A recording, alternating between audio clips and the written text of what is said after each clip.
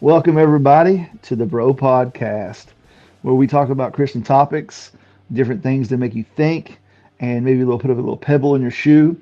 Tonight, we're going to be talking about the movie The Sound of Freedom. And I am one of the co hosts, Joe, along with my brother in Christ and in real life, Justin. How's it going? It's going well. Besides, like we were talking about being sick, Yeah, we caught all three variations of sickness in the house. We caught flu, COVID, and strep throat, all in one weekend. So it's yeah, been quite a journey this man, past week and a half. that's not no good. That's no good.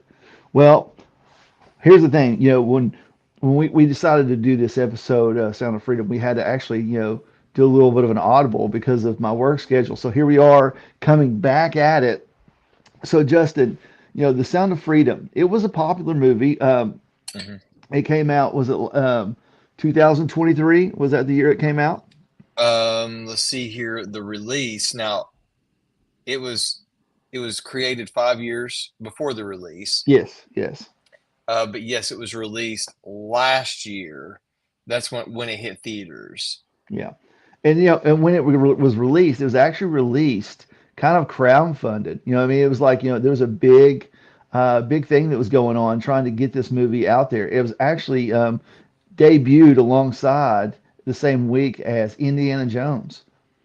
And some of the things that I had researched when we after watching the film was is that the media really was kind of like confused by the fact that it did better than Indiana Jones at the box office. Yeah, because they had some really big movies coming out. Indiana Jones, which I'm a Hmm. big Indiana Jones guy, and Oppenheimer was another one that come out. And there's a couple other films I can't think of right now that I was thinking about earlier that was released around that time. And not only did it outbeat Indiana Jones, but it competed with Oppenheimer and all the other films around that time too. Like you said, it was a when you look at the budget wise, it was a much smaller budget, Hmm. but in comparison of maybe the genre, like when I say not genre, but the production or the distributing, it was typically high end for maybe Yeah. the people that it was trying to reach. And I did not watch it in theaters. I actually watched it here recently. Yeah. And I think you had seen it beforehand. But here's the thing: is that the topic of it is kind of where we're going to go into. Is that what is this movie about? Is it a true story? What's some other things that are going into it? So Justin, help me start off with this. So what are some things that we need to know before we actually talk about the movie itself? Well, we need to know that before going into this, it's a real subject, and it's a touchy subject, and it's something that deals with people all across the globe. This isn't just something that hits home here, but it hits all countries, it hits all cultures, it hits all beliefs, and it's something that we shouldn't take lightly. It's not something that we just maybe somebody should just go in and watch it and just walk away and take nothing from it. It's very impactful, Mhm. and the situation is really serious. So, Yeah. So here's the thing. There is a well-known actor that plays in this movie. I think there's several actors in there that you'll recognize, but the main one is Jim Caviezel. Most people know Jim Caviezel hmm from one, The Passion of the Christ, but also, one of hmm my favorite films was The Count of Monte Cristo, right? He was in that, and I was just a huge fan of his. I mean, I think he's a great actor. I mean, as acting goes, I think he does a really good job. But this movie is about an individual. And Justin, who is that individual? it's Timothy Ballard. Okay. Timothy Ballard was a guy who was in special ops for many years. When I say special, like operations with the police task force, and his objective was to capture pedophiles and also people in the known or secret black market sex trade. Yeah. He actually worked for Homeland Security, and then Yes. they got him into this thing. And one of the reasons they said it, he says in an interview, was because they knew that he was a man of faith, that he could probably handle this kind of hmm stuff. Now we'll put a pin in that as we move on. But so the movie is is basically around this incident that Tim Ballard is involved in. Um, and here's the thing: there's going to be some spoilers in this. I think the movie's been out long enough, so if you're watching this and you haven't seen the movie, and you'd like to know, I would say that our first recommendation would be like, hey, if you're really worried about the spoilers, we're going to give some out. But on the flip side of it, you know, I think the movie, you're definitely going to need some discernment depending on who you are or, what you think. But before we get to that, I just want to lay those out there. So here's the thing. It is about Tim Ballard and what he done in a short, like a very specific time frame. And he gets involved in this. Now, Justin, let's talk about the cinematography of it, the way it looks. Man, I would have to say I would give this very good ratings on the way it actually looks. Would you Yeah, not? yeah. I mean, it was a pretty crisp film, um, in the sense of you don't have to have a lot of money in production. Yeah. Well, I shouldn't say you don't have to have a lot of money in films to have Okay. good production or good, like you said, cinematography. The money, the money being used properly in cinematography is what's important. Gotcha. It can be a low budget film, but still have good production in that cinematography. I can't say it for some reason tonight, but in that cinema effect, that really draws people in. Sure. A lot of people, there's two things or there's three things in the film: is having a known actor, having well acting in that film, and also the production itself of how it looks for people. People like things to look a certain way. They like it to be crisp or real gritty looking. They want high produced films, and so this movie, for what it was kind of pumped out to be, like you said, faith based. There has an undertone where some people say it's a faith driven movie. Typically, you don't think of high produced films when you think of that. Now, there's a person though that was involved in that, and his guy is Mel Gibson. Mel Yeah. Gibson is close friends with the guy, like you said, that plays Tim Ballard in the film, who's the one that also he gave us uh, The the what passion. was it, Passion of the Christ, and Yeah. so we see Mel have some money and backing behind him, and we see that being pumped into this film. So it's very well produced. Yeah. So, we'll see that, in I think the script, it really was well done. I feel like, anybody that's watching a movie and would come across this by accident, not knowing not knowing the topic, just kind of flipping through there, like, hey, I recognize this actor. I would like to watch it.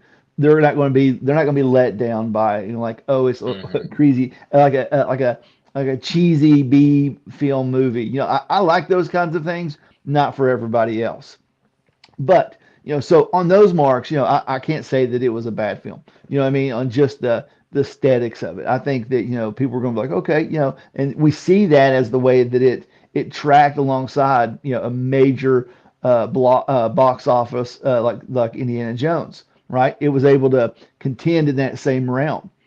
But now we need to get into like some of the things that, well, not just some, we need to get into what this movie is talking about. Now, if you happen to watch our podcast in the, not in just the live, but any time like that, the topic of the movie is graphic. So, we're not going to talk about any specifics, like that try not to be graphic, but in case there is someone listening that shouldn't, please pause it or, turn it down or something like that. So in this, it is talking about Tim Ballard and his pursuit to take down and to retrieve a child, right, or children, I should say, in these pedophilia rings that are going on.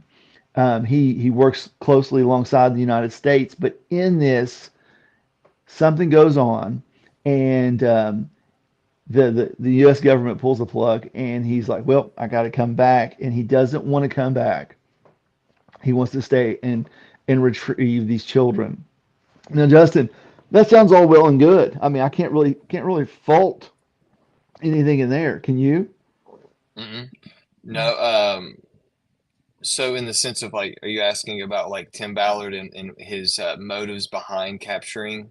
Uh, Well, no, not so necessarily. I mean, just the when we see someone wanting to do something like that, that seems like a righteous thing to do, a good it thing to do. it does. I mean, that shows the imago Dei of us, right? Sure. That Yeah. desire for true justice, and Hmm. we see that oozing out of this film, and like you said, putting a pin in it earlier about faith and that component. It's a very broad word to use sometimes, faith, and like we said, we'll go down that here in a little bit. Yeah. But yeah, we that is a good thing for him to think of other people more than himself is the component of this movie, and you see that's brought in early on. Not to, of course, you can't not do a review without having some type of spoiler involved to a degree. But there's a takeaway in the moment where they're the first, I'd say 45, 50 minutes of it, because it's a little over 2 hours, um, is them just laying out the framework of what he's doing. The, Yeah. the capturing of the pedophiles and then the beginning searches of that and what that looks like and the uniformity. Yeah. Um, but like it's it's really beautiful to see somebody really think of other people. And there's that moment in the very beginning where he's talking to a gentleman and they're talking about like capturing these pedophiles, and then there's this thought process of, but what if it was my child? You Right. know what I mean? That's overseas getting sold. Because in this movie, it's not that children are um, just being harmed. They are being harmed. They're being harmed in multiple ways. It starts off by them being captured, and I think Right. Right. the first 10 minutes of the movie is probably the most intense. And Sure. and the Yeah. way they do it, they lightly brush over these things gently to a degree that um, I like to eat popcorn. I like to snack I like to watch movies and enjoy myself as I watch a movie. And I don't know why I thought I could go into this movie and enjoy myself and Yeah. enjoy eating something. I'm sitting with my wife, and the first time we tried to watch it, we couldn't watch it. We could the first 10 minutes of it, we couldn't watch it. She's like, I'm not ready to watch this. She's like, you know what I mean? I'm not mentally prepared for this. I was like, yeah, I'm not either. I started getting a little nauseous. We went back to it and we muscled through it. But I remember sitting down there multiple times. We watched it down in the living room. And I said, I don't know if I can finish this. I said that multiple times. And, movies are supposed to be enjoyed, Yeah. and I can't say there was one point in time throughout this film where I enjoyed it. I didn't enjoy it. It actually Right. made me angry. It made me sad. Even at the end of it, like I was still angry and Right. sad. Well, and that's good because we looked at our thoughts going into the movie. I had very limited um, idea of what the movie was about. I kind of had an idea, kind of, because my wife and some of them had went and seen it in the theaters, Hmm. and but that it wasn't really like divulged. So I go into it, I felt pretty fresh, pretty just what I mean. There is no neutrality, but I'm just saying like I felt pretty neutral, like not knowing one way or the other. But Justin, what was your thoughts? I mean, did you have some preconceived notion of the film before you went into it? Your thoughts on it? Yeah, I thought that it was definitely going to talk about the sex ring, and slave ship and stuff like that. I just didn't think it would talk about it in the depths that it does, because you think of films, faith-based type films, where you hear that word getting brought in, that Yeah, it's usually something really, really corny, and it doesn't really tackle the topic, and it's just not well invested in. And so yeah, my thoughts going into it was it was going to be really cheap. It was going to be a waste of time. yeah. I I thought of it more. It was going to be a cheap version of like Liam Neeson's Taken. Oh, okay. Yeah, okay. Gotcha, And I don't know if gotcha. anybody's ever seen those films. Liam Neeson's, I mean, a great actor, and those movies do talk about sex rings and stuff like that, abduction, and it's an action-based film. So I was like, man, it's going to be that, but it's Sure. going to be super. It's going to be super low budget and cheap. Like you said, B rated films. Yeah, yeah, And that was my takeaway from it. It wasn't going to be well acting. It wasn't going to have any big name actors in it. and it wasn't going to have great cinematography either. Yeah, so here we are. We watch the film. What I mean, and here's the thing: is that I remember as I watched the film, not having anything because we realized after the fact that hey, we're going to do this podcast over the review of this, and it was sold, I believe, to a lot of people as a faith-based film, as this is a, dare I say, a Christian film, right? Hmm. Here you got Jim Caviezel who's played Christ. He's been openly about his faith in the media. You know what I mean? And Tim Ballard, what I mean, has done interviews. I watched numerous interviews after the fact, but when I watched the film itself, what I mean, it definitely rung a bell of like, hey, there's some real things going on in the world, some serious stuff that I mean, that we can't ignore. Now, Justin, when we think about the whole thing as a whole, right? The film as a whole, the good, the bad, and the other. You know what I mean? It's really just a narrow picture of what's going on with the specific thing that takes place in the film, Hmm. right? And I think they do a really good job. But here's the thing: is that what do you think the most not the intense, because you kind of led on to that at the beginning of the film. Personally, I totally know what you're talking about there. But as a whole thing of the film, what do you think the main message is sending out through the whole film? That there's things happening every day that we turn a blind eye to. That, Okay. when you see a prostitute walking up and down the street. I work in addiction, and I work with women who confess of living a lifestyle of that.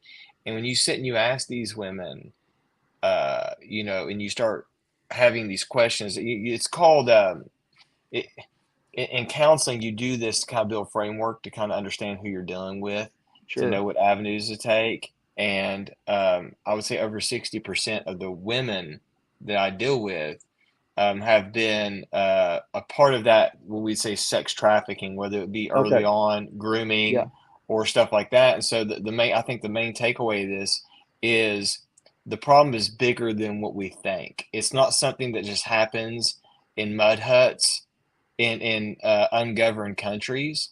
It's Yeah. happening right under our nose. It's happening right next door. It's happening down the street.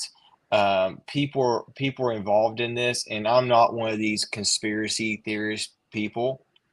I think there is a level of truth to even some of those ideas and concepts. I always hear that every joke has some truth in it, right? Sure. And Sure. so we do know that there is some big people that are involved in these sex trades. So I think the big takeaway is it's very real.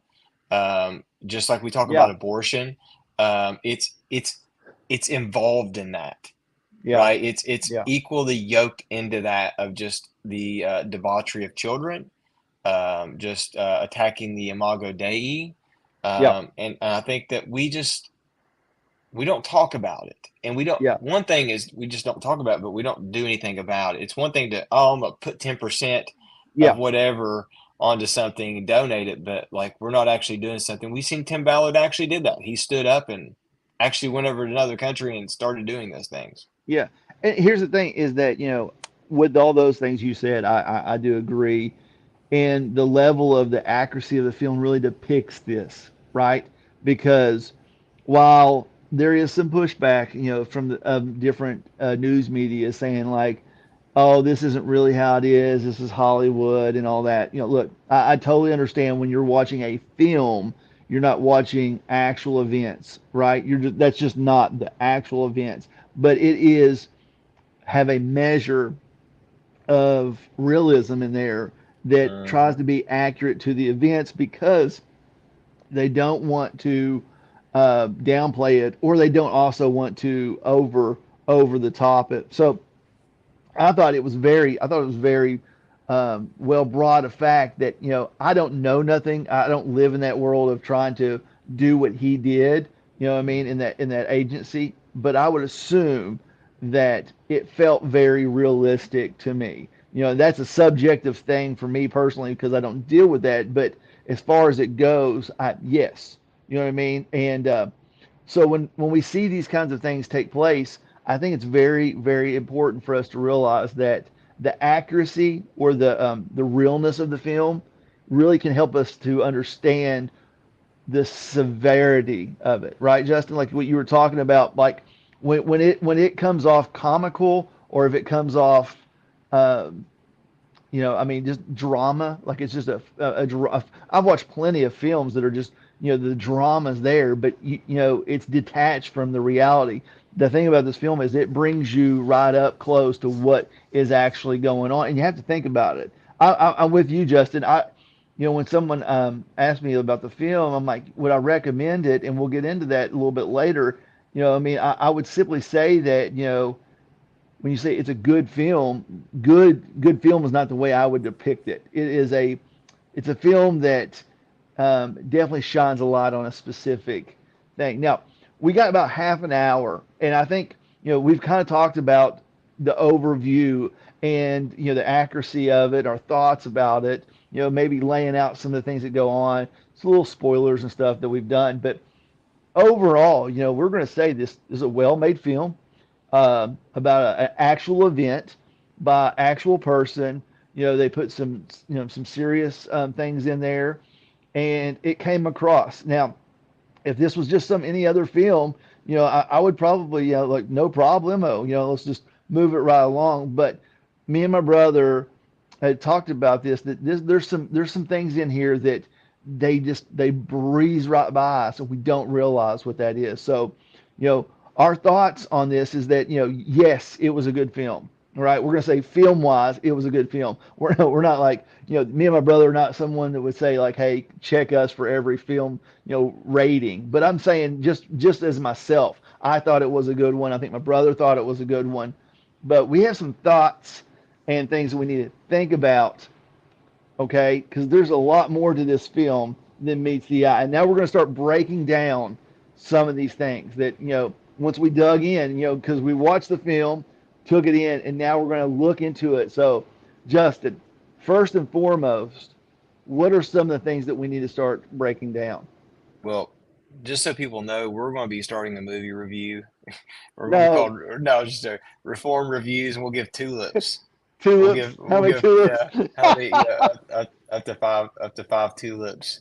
Uh, and we'll have to think of something if it's negative. We'll give like little Arminian. We'll give like Jacob Daisies, Arminius. little Yeah, daisies. we'll daisies. You'll give Yeah, daisies. That's yeah. good. So, what is it? You want to know some of the Well, yeah, like we're key gonna we're gonna get takeaways? in. We're gonna get into the brass tacks of it here Yeah. because there's a lot of things that folks that honestly I didn't know. I watched it. I was like, wow. And then when I'm like, okay, we need to really dig in and pull back the carpet and look Yeah. underneath here. So we'll start off with some of the things, Justin, that people really need to know about this film. So that first off, there was only two kids that they really focused on in the movie, and I believe the whole outreach. I think they saved collectively over 120 kids. Now I know that in the film you'll see that where there is more towards the end that you see that are rescued, but that's still not even a large amount. Yeah, a large amount of the children that were rescued in the process. So that's one thing. And the movie does, I believe, have a pretty accurate component to it in the sense of realism. I think the first, if you get a chance to watch this movie, the first 15 minutes really lays out realism, whether it's the father that we see early on, and then we also see the cyber issues. And so I would say positive wise, it's a well needed movie. This is something that I believe that everyone should see at some point in time in their life. And I also see that it's highly accurate for what it's worth within a 2 hour framework. Sure. You only got 2 hours to work with this. And I think that the media and some other organizations are kind of like dousing it down and kind Yeah. of putting their thumb against it when they only have 2 hours to tell a story of Sure. something so huge. Now, the negative components to this, which are really big, and I've not seen any Christian um, people podcast talk about this. There's actually a guy, and I'm really disappointed with him. Is a guy named Alan Parr, and he said this was a Christian movie. And taking that as face value and listening to somebody like that. Look, we all get things wrong. Joe and I get things wrong. all We're the time. laymen all the time. This was concerning, though, is when we hear him say that, I took it for what it was. But when we begin to study these things and look into these things, it was a wolf in sheep's clothing. Now, what I'm saying is Romans 1 tells us that we're suppressors of the truth. Even Yes. Hitler told truth, right? Even the wicked do righteous things, right? Because they can't help. It's like putting a balloon, or not a balloon, but a beach ball underwater, right? And holding that truth under, right? Yeah. Living on self. Eventually, that ball is going to pop up, and you will do righteous things because we can't help because the imago Dei in us. So Yeah. we see when we begin to study it, Joe and I begin to look and see that the guy Tim Ballard does make some comments throughout the movie about faith. Yes. Now, you said that he was a man of faith, and he also says something that really pulls at people's heartstrings. And I really wonder if he actually said it throughout his saga of saving kids, was when he said, God's children are not for sale. Yeah. Now, that is a pretty broad term because you would have to say which God. So we begin to look into this and we come to find out a few things. Tim Ballard is no longer involved, but he was involved in the LDS Church. He was a member of the LDS Yeah. He Church. was. Yeah. He was a Mormon. Yes. Yeah, he was a Mormon. Now I don't know what he believes now. There's a reason why he got kicked out. He got kicked out of the Mormon congregation. But we also know that Angel Studios, who did not produce the movie, but they distributed the movie after years of it being done. They are a monstrous, like Huge. Huge. huge, huge Mormon uh, uh, producing company. Hmm. There's some other things I'm maybe missing out on, Well, Joe, that yeah. you can Here, think of. the thing that was a red flag when because we went in. I wanted to watch these videos of their interviews from their mouth, not from us. Seeing some clip or something like that. And the one thing that really caught me off guard was I heard 3 or 4 times Tim Ballard himself in interviews talking about like he was overseas and he got his job was on the line and he's like his wife called him up and said I want you to quit your job and I want you to save the kids. And I'm like, well, that's I mean that this is before I knew that he was a member of the LDS, the Mormon Church. Hmm. Hmm. But what caught my ear was he said this in multiple interviews, and you can source check this, is that his wife called him up and said, quit your job, go save the children because I believe that my salvation is Hmm. in danger. And when you hear that as a Christian, you're going, you definitely, the brakes should be squealing. You'd be like, whoa, whoa, whoa, whoa. How can your salvation be in danger because you didn't do anything to earn it? But now, if you are earning your salvation, which the Mormon church teaches, then maybe that's why she felt that it was he needed to do this.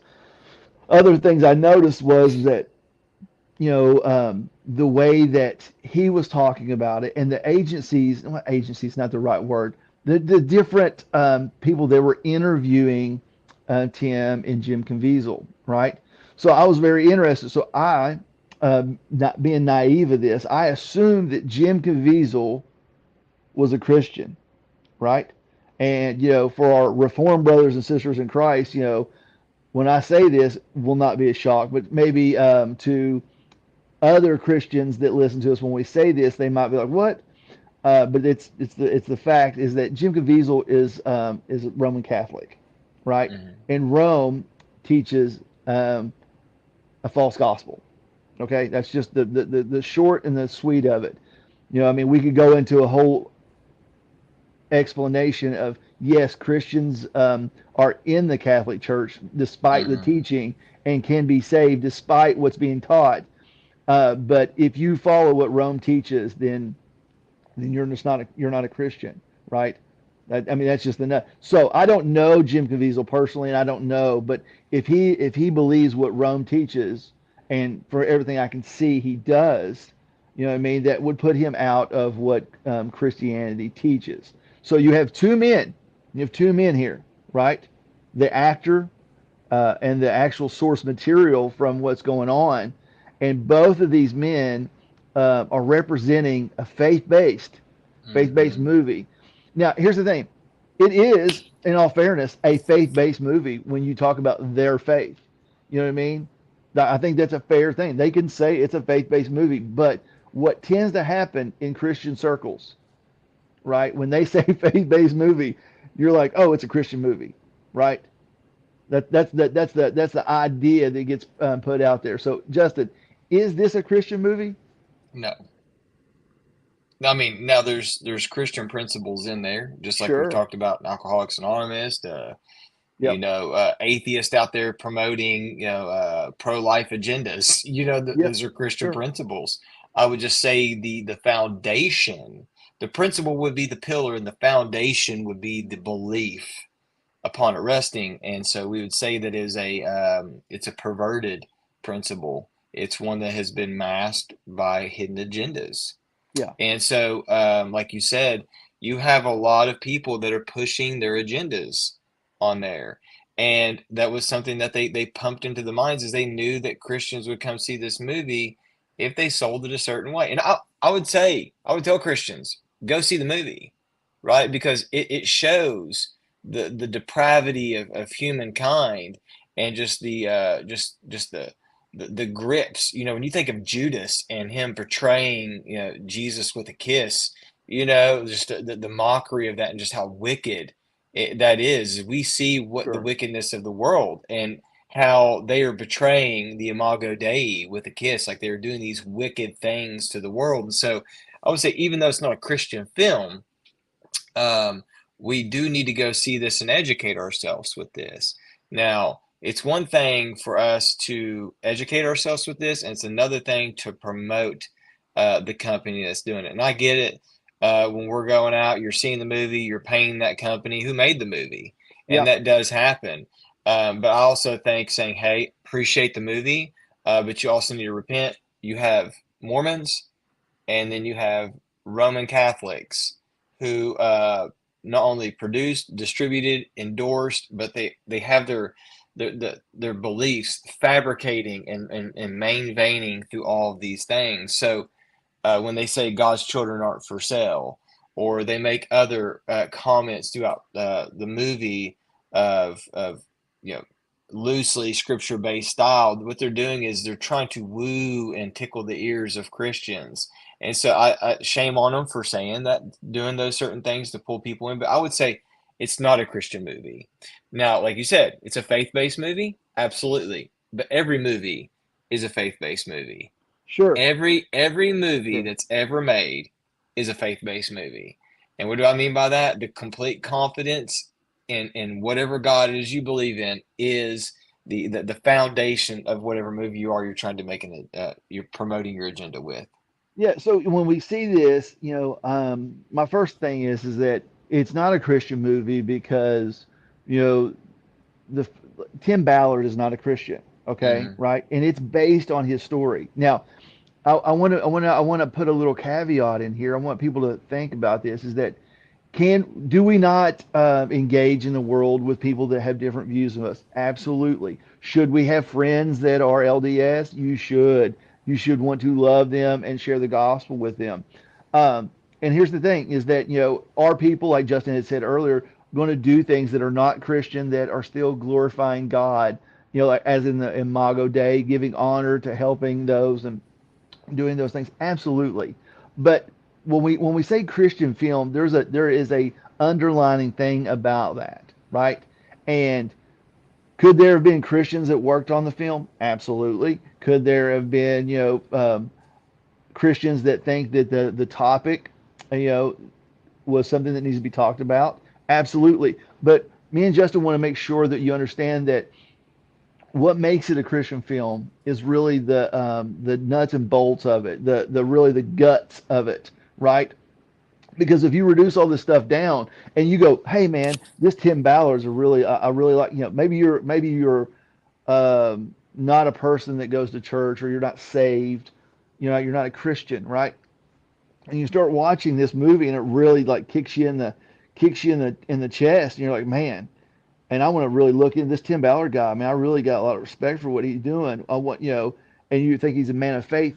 That is going to lead you to a false gospel, right? It is, Mm. right? If you think, oh, hey, I'm going to check out his church, or his former church, I should say, right? So we need to keep those things in mind. But also, what we need to keep in mind is that, you know,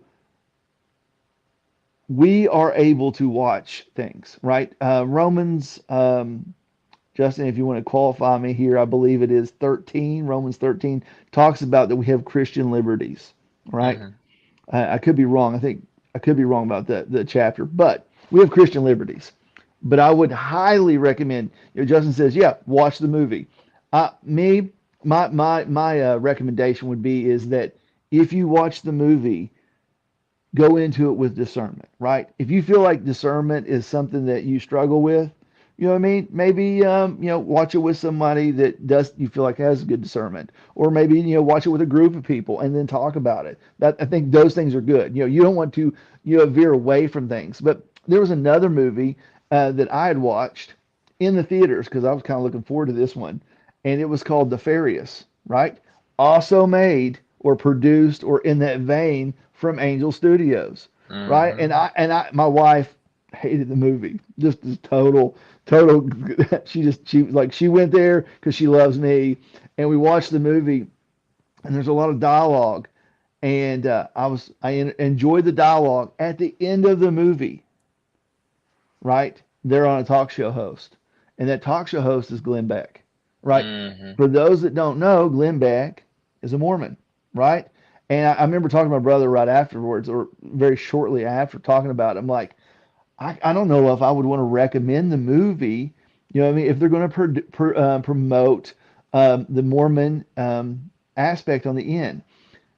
My thought is this, is that, listen, every film that you've ever watched, or probably watched, there has been probably a Mormon or a Hindu or a Muslim that's worked on set that's been a part of that, right? There's tons of stuff in the world that are promoting all kinds of agendas. My takeaway is you really need to go into it with discernment. You need to be like you need to be thinking that they are trying to persuade you with an idea. Now, the idea in the Sound of Freedom is that children are being sold into slavery and abused in many different facets, right? And that we need to stop that. I, I, I, I would agree as far as it goes with someone that says that. But here's the thing, Justin. Me and you can both agree with an atheist about saving children in the womb, right? But we agree on that foundation, but we're not going to agree on their ultimate worldview. And I think people need to understand that. But the problem is that we can go in this thing and we can get reeled in. You know what I mean? Like, oh man, like they can reel you in with some of this stuff. And I just say, go in with caution, right, Hmm. Justin? So one of the things that we say is this movie for all ages? So, um, my oldest, especially my two oldest, they're 12, and when I say maturity, I mean when it comes to those things, they have a pretty solid response to those things. We Hmm. have a lot of we have conversations often about roles in the church, outside the church, for men and women. We talk about sexual design. We talk about just all aspects of life, different types of sins. Like we go really in depth. So I would feel comfortable with my two 12-year olds, me watching it with them. Now, does that mean that it wouldn't be uncomfortable? I think it'd be really uncomfortable for them, and I think it'd be hard for them to grasp at that certain age.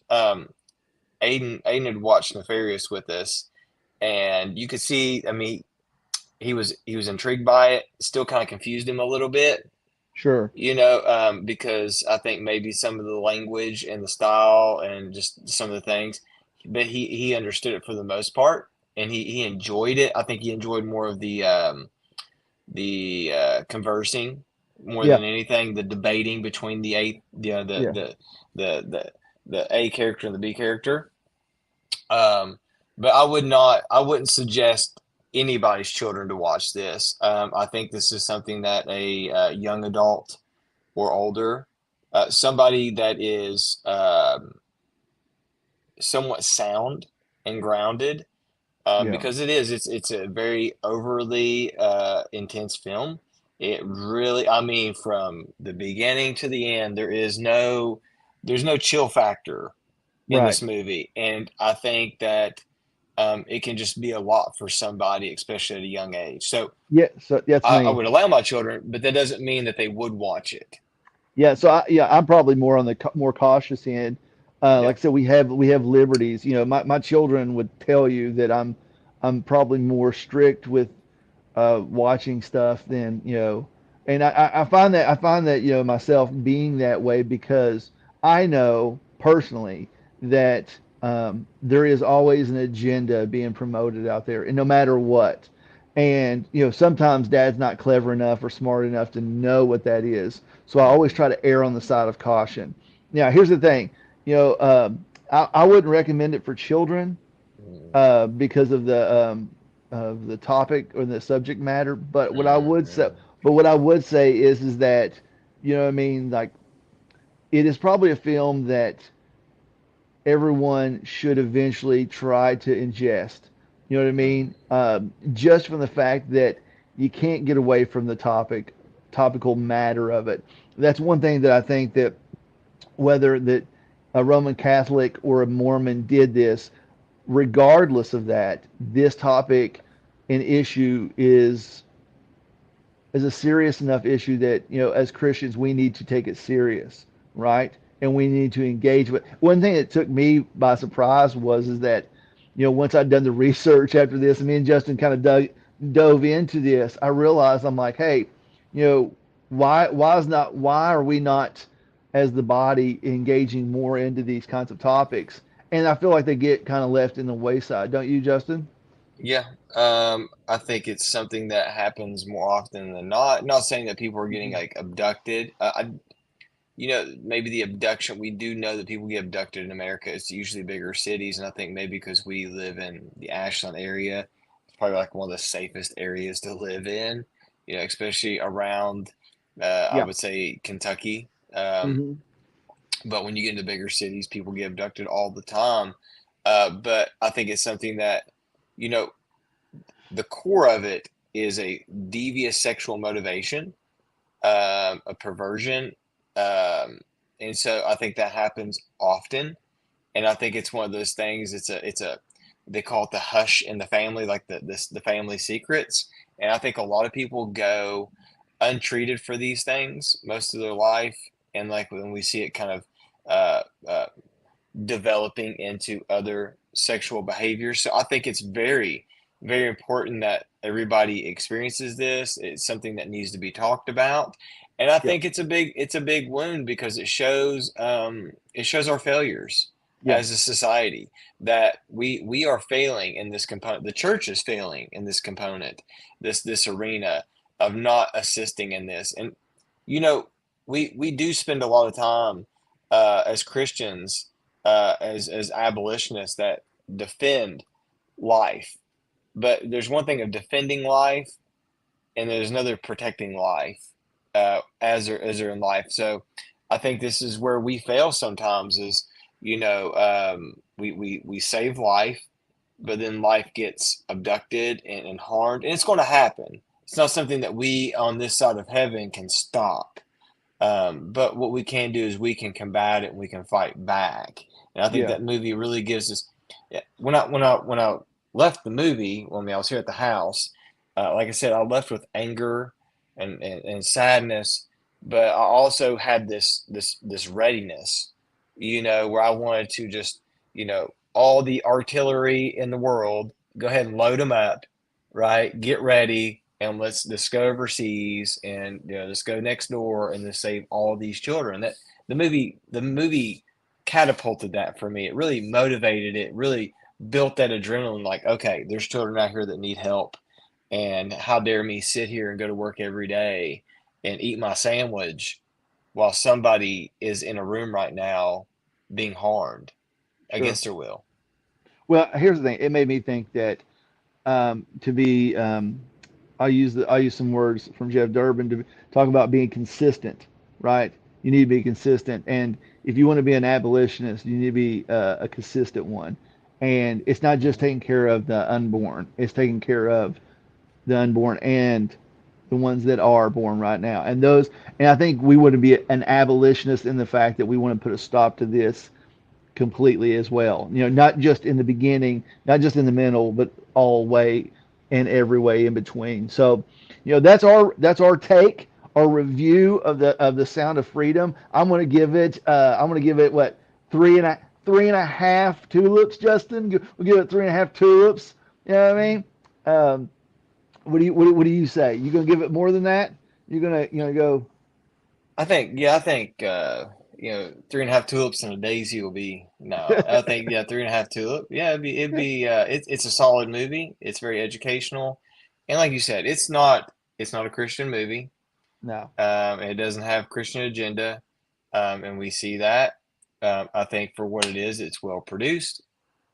But I think this is where young Christians get kind of pulled under, the tides of these kind of agenda movies. Like, oh man, see these Mormons, man, they hold to the same views we do. There's no difference, right? Yeah, And yeah, so we see this has been happening for a while with Angel Studios and Mel Gibson and the Roman Catholic Church is the Chosen segments, those shows, they're made, and helped and endorsed by Angel Studios. And we also have Nefarious, which you talked about, Glenn yeah, Beck, and yeah, and now we have this, and we see that uh, this is a big wave that's hit the Christian community. And as much as I know that people really love that stuff, it's not biblical. Chosen is a whole nother discussion that we yeah, can have. That's a whole monster of itself. That I think that maybe we need to talk about one day, and that we really need to discuss with the community.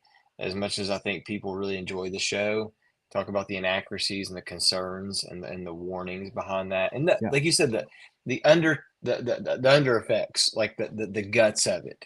Like yeah, when you look at this show or this movie, it's not a Christian film because the guts of it isn't glorifying Christ.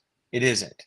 It's not because he doesn't glorify Christ, because he doesn't love Christ and honor Christ. He does not worship the one true God.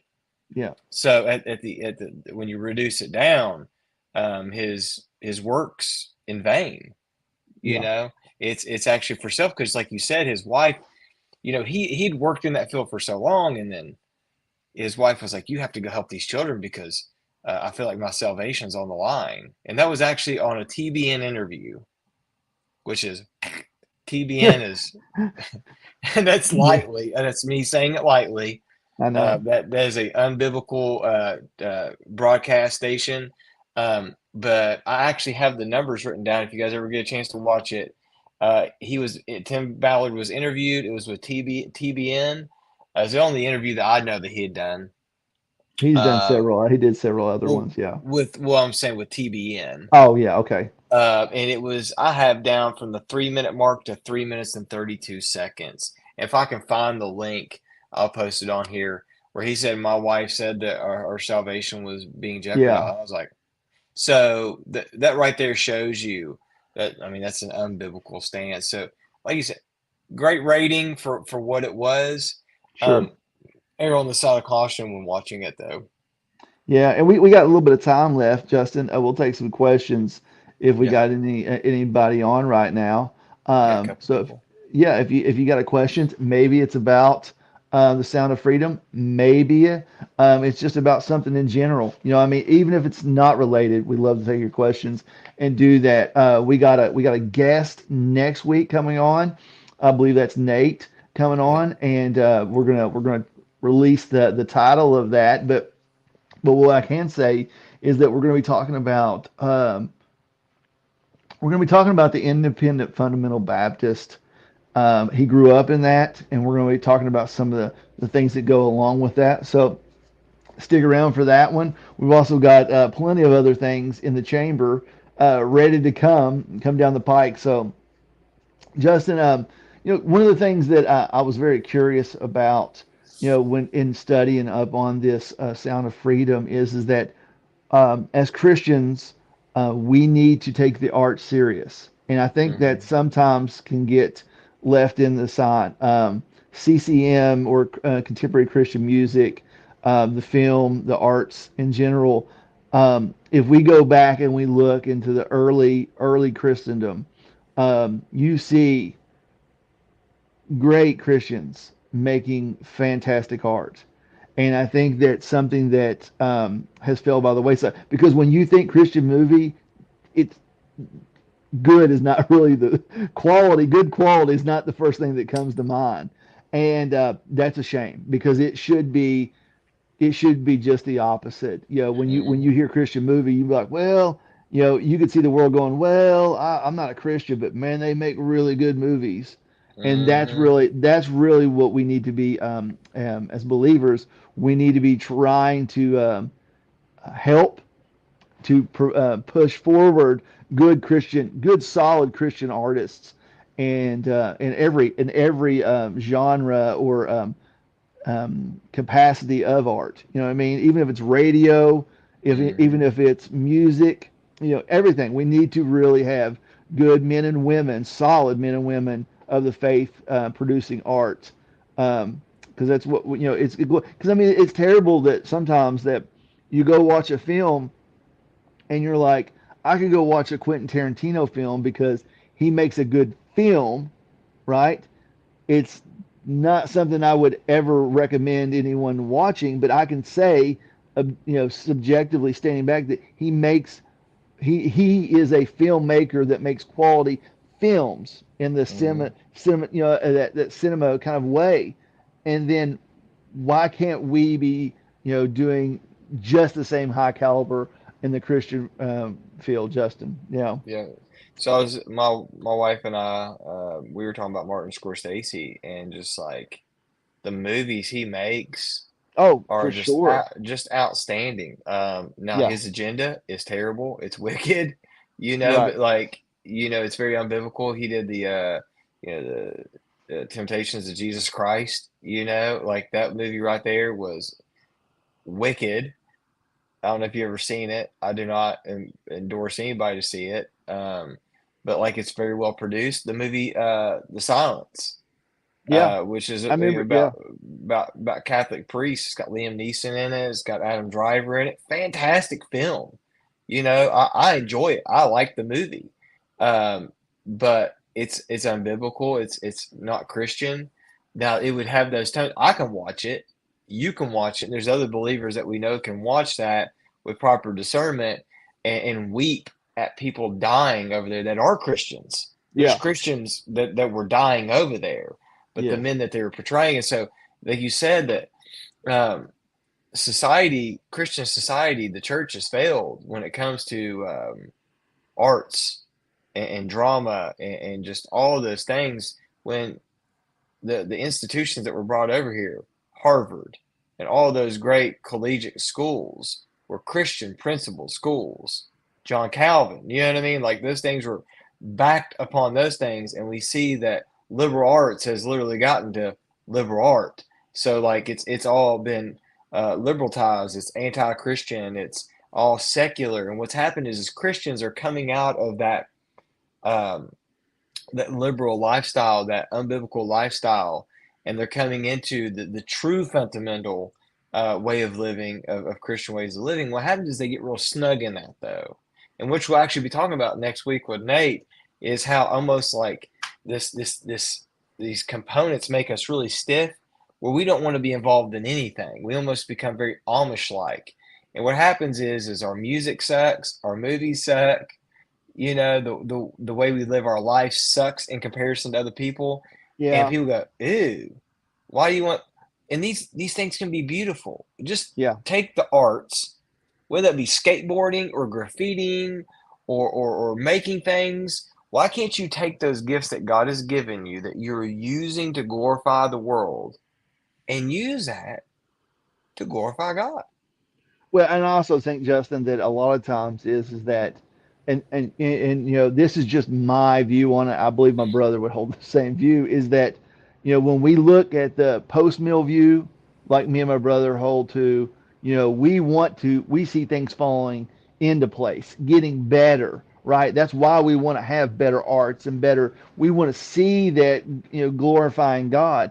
But when you have that pre mill view, which seems to be in America the majority view, and I'm not knocking on my pre-mill brothers and sisters. I'm Mm-hmm. just simply saying, why polish brass on the Titanic, right?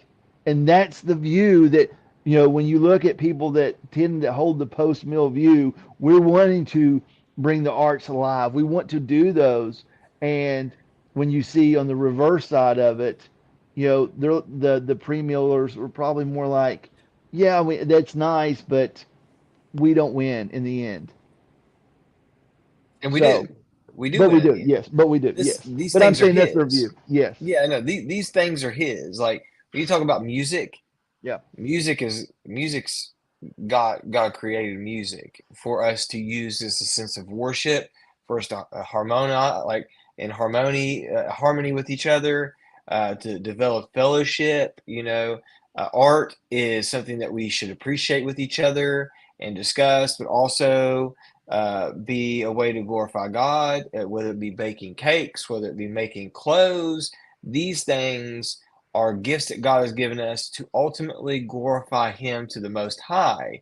And that's what we're saying is why not take back what's really His yeah. and use those tools to shape and chisel beautiful things that worship Him. I'm not saying make idols. What I'm No, saying is yeah. create things that is His creation to glorify Him, right? And I think that's where we I think Christians are so afraid to step out there and do these things boldly and really just show out. And like you said, I think it really has to do with that we lose down here. Nope, I don't need to live in that lifestyle. Nope, I don't need to be over there. We're not promoting you guys to go hang out in bars. You know what No. I mean? And go, clubs and stuff like that. What we're saying is get back in like to how God has really called us to be. Use the gifts that He's given us to really glorify Him and lift Him up to the Most High. The world does it all the time, right? Like you were talking about the movie filmmakers Scorsese and um, Quentin Tarantino. They make amazing produced films, but the root of it is heinous and wicked. Imagine if Christians, true Christians, were out there making films like that, but Christian undertones, really talking about these things and putting the biblical message behind that. Yeah, yeah. Wowzers. Yeah, and I think a lot of times people in the film, especially, like it has to be one. It's like a one trick pony. And Mm-hmm. I'm here to be honest with you. Like, if you've been a Christian at any length of time, and you've been a true follower of Christ, there's a lot to the faith, right? There's a lot. We all go through doubts. We all go through troubling times. God had told us very specifically that you will receive persecution, right? And you're going to see troubles and tribulation. And that's Mm-hmm. just one aspect of it. It isn't always, like the miraculous, the miracles, and all those things. There's faithful men of God that, have just, went out there and swept a floor to the glory of God every day, Mm-hmm. right? I mean, and here's the thing, and that brought glory to God. So sometimes we want to make films that have to be this over the top angels and the all that stuff. But like Justin was saying, when we talk about the really the linchpin or the anchor of this, if it is rooted in historic biblical Christianity, then it's going to glorify God. And really, at the end of the day, we want all things, whether we eat, drink, whatever we do, let it glorify God, Yeah. especially the arts. The right? things that, yeah, the things that we love to. I love to skate.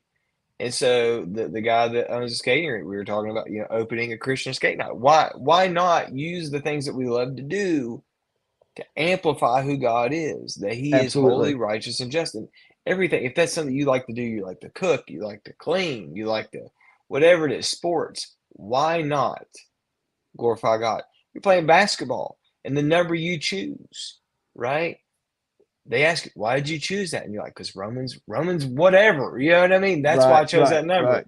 You use whatever it is, the things you enjoy to glorify God. And that's all we're saying.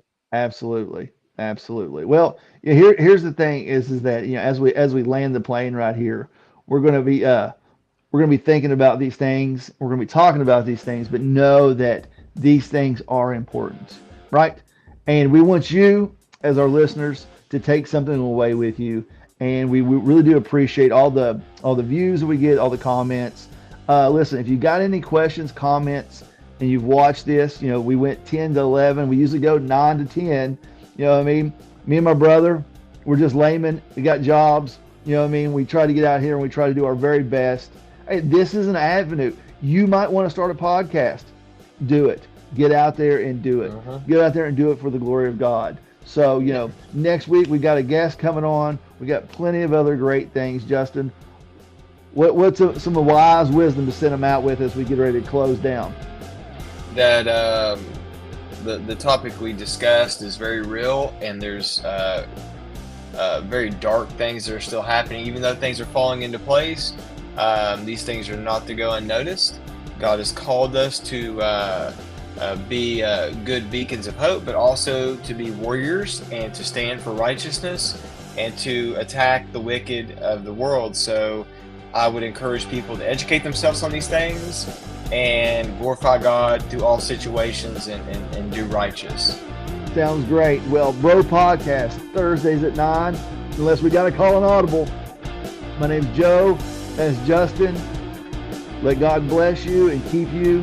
Lord, we thank you all so much. Yeah. Have a good one. Y'all.